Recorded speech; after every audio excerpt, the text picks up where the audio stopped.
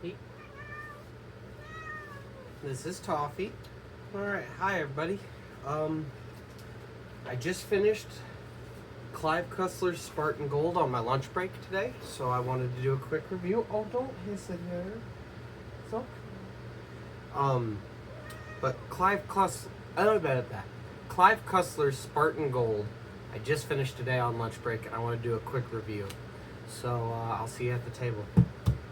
Alright, so this is the one I had. It's just the paperback copy. I think I got it at a Barnes & Noble. It was not very expensive, 10 bucks. Alright, we'll see if this is kind of how I want to format my reviews, because this is what I'm most comfortable with, showing as opposed to talking into a camera. Still getting used to that. Sorry, my hands are a little dirty. Just got off work, trying to run a quick review before I go back to work building a chicken coop later. So how I wanted to do this was I got this new book. It's a journal for logging my books in, and I want to do all my reviews in here. So we're gonna do it this way.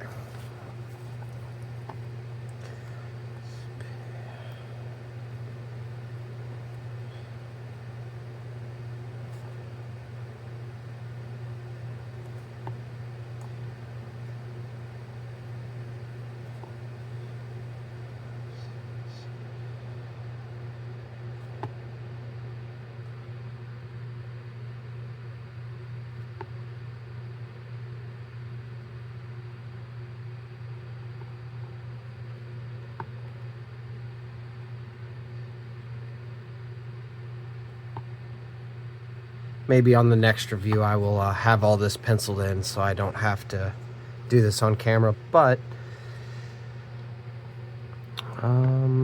so one of the things I do with all my books I'm reading is I take a note card, just a normal size note card, and I will put start and finish on it. Then I will put the day I start it and the date I finish it. Usually I write it all in pencil, but I was at work and all I had was one of these Sharpies.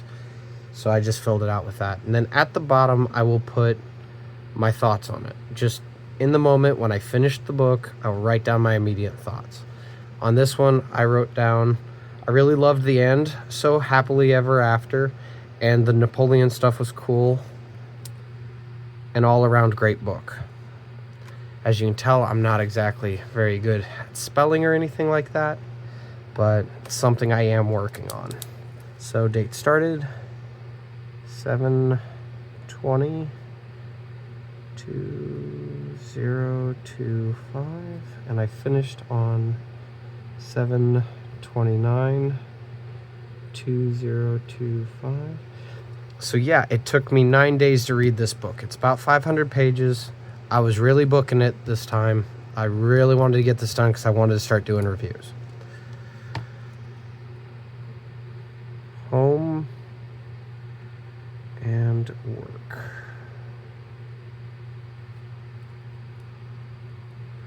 I don't have a memorable quote review, and I'll fill out the rest of this later.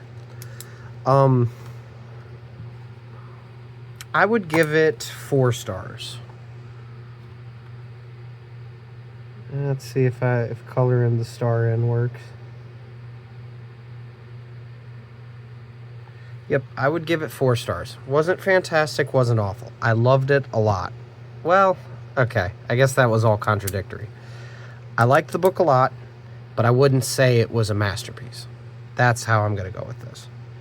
And you guys are about to hear my review. So I will say Clive Cussler each chapter was structured very similarly. So say the last chapter, they're in trouble, right? Or they just got out of trouble roughly, right? Then the new chapter starts, and they will start with, let's say they were, I'm trying to find a way to say this. Sorry, I'm still learning to review. But each chapter was structured very similarly, and it was kind of nice to have a very almost episodic chapter by chapter. because I would be reading this before bed, and I'd be like, okay, I'll just get a chapter in, and then I'd read that chapter. And the chapter would start with, okay, we're at this hotel doing this, and then it would go over how they got out of the jam in the last chapter and to the place they're at in this chapter. It wasn't super, like, it wasn't like episodic, like nothing in the previous chapter mattered. It was episodic in the way of each chapter kind of contained its own little part of the story. And I liked that. It was nice because I'm reading on lunch break. At most, I have 30 minutes to do a chapter. But the chapters are relatively short.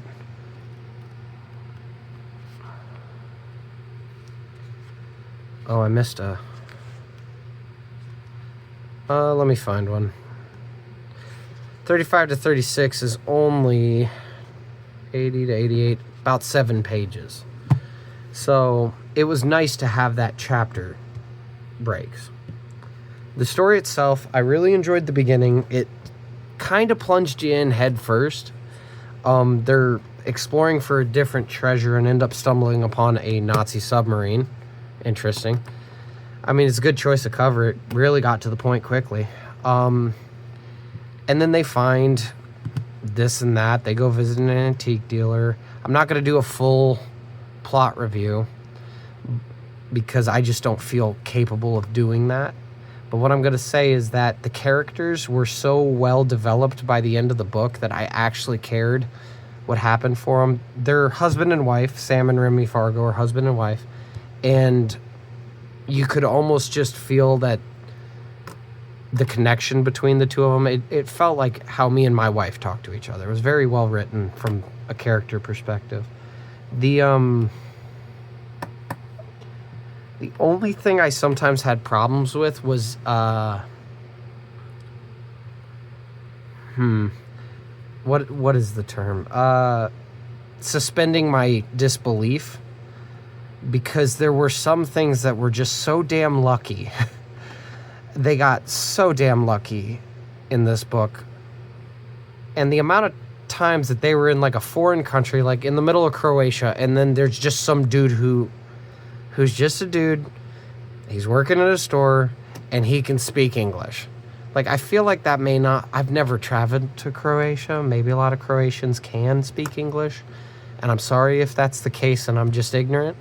But it just seemed like every Italian they met could speak English. Every Russian they met could speak English. Every Croatian they met could speak English. And on the few times that they met somebody that couldn't speak English, they spoke a language one of the two main characters spoke fluently. That's more believable, but it just seemed like they got damn lucky a lot of times. That, like, everyone could speak the same language, and everyone kind of understood what everyone else was going on about.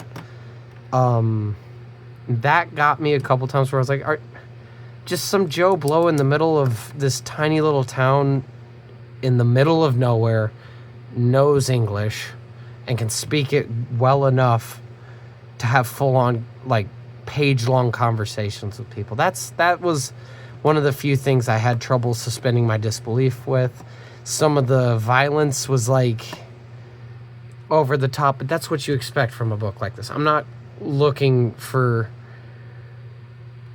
realistic violence. Every now and again, there was some over-the-top action that was just like, how?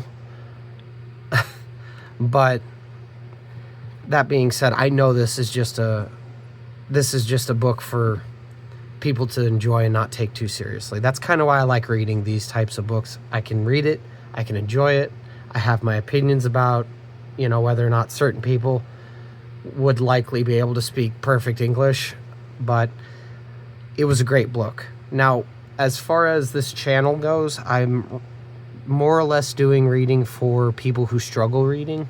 I'm trying to do reviews and stuff around that. I'm trying to do episodes where I explain to people or try to help people read better. And with my bookmarks, after I'm done writing them, I just put them in the back. I just hide them away. That way, if I ever wonder, hey, did I ever read this book? I can just open it up. Oh, yeah, I read it. And then there's the dates. There's my thoughts on it. but I try to do this channel for people who struggle to read because I have always had trouble reading. This may be the fastest I've ever read a 500-page novel, to be honest, and I'm kind of proud of myself for that. I know my sister could probably put down a 500-page novel in an afternoon. She's really talented at that, but this is good for me. As far as somebody who might have trouble reading, I don't know how well I'd recommend this book. There's a lot of French. There's a lot of Italian. There's riddles in the end that use, I believe there's Latin in the riddles. And the riddles are, let's just say Sam and Remy Fargo are very smart to be able to figure that out, because I would have never put half of this crap together. I mean, they're professional treasure hunters. They have to be smart. But, like, they talk about Persian, ancient Persia. They talk about Sparta, obviously. Other Athens city-states, or I'm sorry, Greek city-states like Athens and all that. There are a lot of words in here that might stump you. If you can weave around those words and kind of sound them out, or just have your phone on the table and Google it as they come up, that's great. This would be a great book to read because the reading's relatively easy, other than them dropping words that I've never seen before in it a lot. There was one in the beginning of the book, my wife laughed at me, and I can't remember what it was. It was it was some college word, and she said it meant something along the lines of like the, oh, come on, I gotta remember the word. I'm not gonna find it, but I have to at least try. It was something like, I know pseudo cum laude. I know what graduating pseudo cum laude is, but that's Latin, and reading it is difficult, and it took me a while to realize that the word on the page was the word I knew. I knew I'd forget it. I should have written it down, but the Latin, it's just, they'll throw Latin in there. There was some German. Oh no, maybe there wasn't German, but they use words from other languages, and they use words that are a little more complicated at times. And yes, I know this is probably embarrassing to a well-educated person that, like, this men's adventure novel is essentially throwing me through a loop with the words it's using, but I will say it because it's not embarrassing to me. I have trouble reading. That's something I've always had. I have dyslexia. I have some attention issues. That's just how it is. So I'm going to give it how it is, and I had some trouble with some of the words and some of the concepts they were throwing around in this. But overall, I would say it's still worth reading, as long as you're okay with some frustration from the amount of random words they're going to throw at you. If I open to a random page, Chateau d'If, I think is how that's pronounced.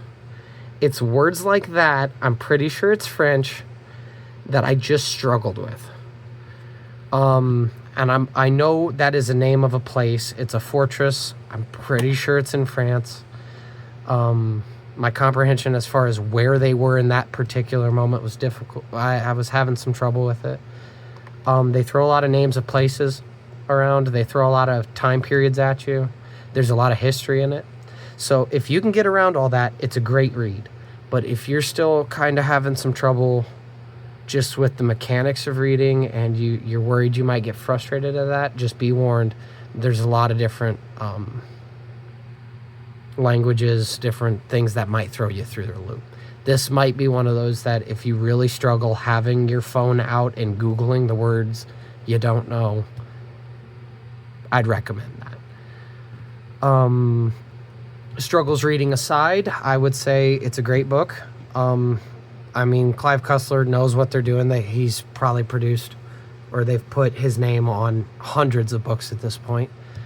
And if you're looking for a good series to start, the Sam and Remy Fargo Adventures, I haven't read any others, but this one was really good. I'm probably rambling a bit, but I did really like the back and forth between the husband and wife. It reminded me a lot of me and my wife. even though we're not treasure hunters or doing anything crazy like shooting at people or getting shot at or anything with submarines or boats, really. It just was very well written. I enjoyed it immensely, and I would recommend it. However, the caveats for those who struggle reading, they throw a lot of different languages at you. But I think if you really stick to it, you'll enjoy this book. Anyway, this has been Abe with the Pettigo Family Library signing off. Take care, everybody.